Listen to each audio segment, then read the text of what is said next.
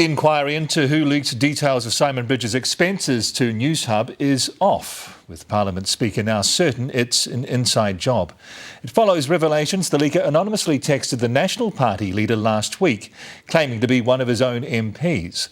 The text was also sent to our political editor, Tova O'Brien, and Speaker Trevor Mallard. In it, the leaker begs for the inquiry to be called off and talked of their ongoing mental health issues.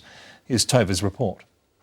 With a show of force, a show of support, Simon Bridges described the desperate plea from the person who leaked his expenses. It was, I suppose, ultimately an incredibly dark, concerning text message.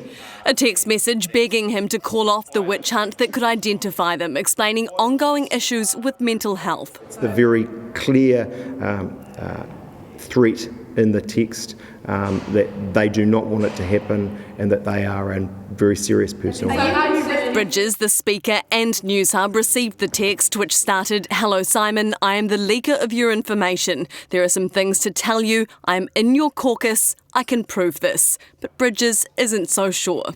Whether a national MP, another MP, someone in parliamentary services or indeed wider. He even called into question whether the text and mental health concerns raised were genuine. Ultimately, we don't know what we're dealing with here, whether it is frankly a more cynical manipulation of the system. To prove they're a national MP, the leaker gave 3 specific examples of things that happened at caucus meetings only attended by national MPs, including this, the day after we reported the expense leak.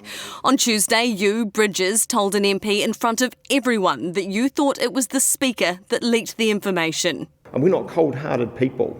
We want to help in national. The well-being of this person is my utmost concern. But Bridges also wanted the forensic inquiry. What's also really important here is the integrity of the parliamentary system. In the text, the leaker says there is no security breach in the Parliament or problem to be fixed in the system. You're calling for a witch hunt of a person who has mental health issues. How is that looking out for their well-being? I just don't accept that. I'm not a cold-hearted person. The leaker sent the text last Thursday. Bridges then told the police. Police confirmed on Sunday they knew the leaker's identity, that they were getting support. The next day, Bridges suggested on the AM show the leak came from the government. I think ultimately you've got a government that has been trying to distract. But the Speaker's now called off the inquiry, believing the leak was an inside job. He or she has details of events that it's unlikely anyone outside the National Party would be privy to. And he's pointed his finger at 56 national MPs, half the Parliament, and said, "You are the guilty parties, go away and sort it out." That's not what a Speaker should be doing. National saying it will not rest until they identify the leak. So Tova, why are you only revealing these details now? Mel, Newshub chose not to report any details or even the existence of the text out of concern for our sources' well-being and their safety. But today we decided to reveal some details because cherry-picked details of that text are being leaked to media, they are being talked about, and we wanted our source, we wanted the leak to have their say too. Tova, what does all this mean for Simon Bridges?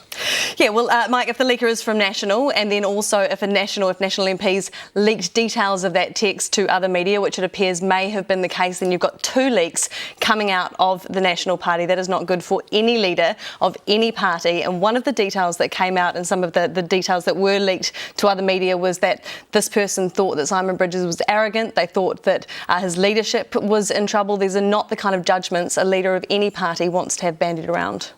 Tova, thank you.